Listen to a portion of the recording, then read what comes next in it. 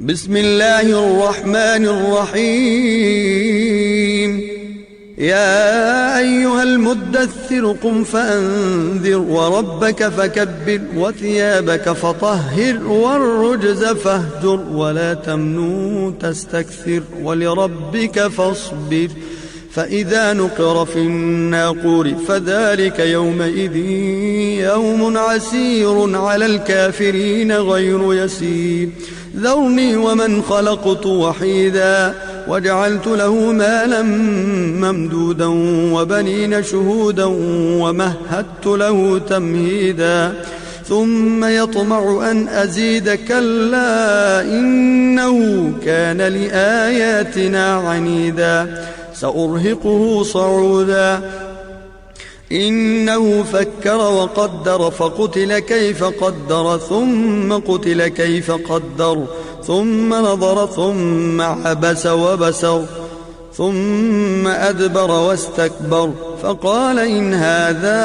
إلا سحر يؤثر إن هذا إلا قول البشر سأصليه سقر وما أدراك ما سقر لا تبقي ولا تذر لواحة للبشر عليها 19 وما جعلنا أصحاب النار إلا ملائكة وما جعلنا عدتهم إلا فتنة للذين كفروا ليستيقن الذين أوتوا الكتاب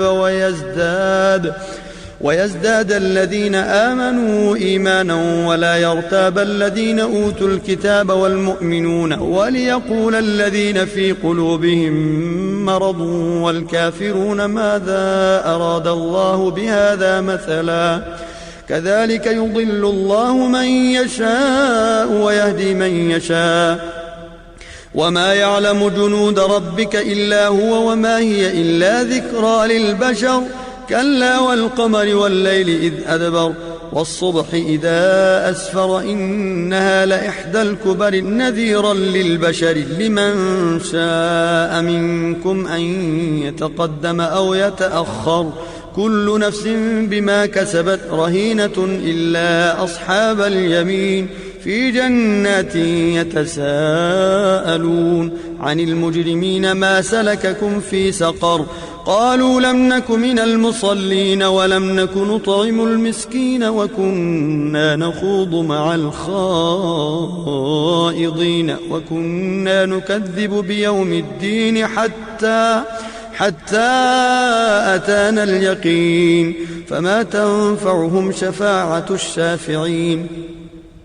فما لهم عن التذكرة معرضين كأنهم حمر مستنفرة فرت من قسورة بل يريد كل امرئ منهم أن يؤتى صحفا منشرة كلا بل لا يخافون الآخرة كلا إنه تذكرة فمن شاء ذكره وما يذكرون إلا أن يشاء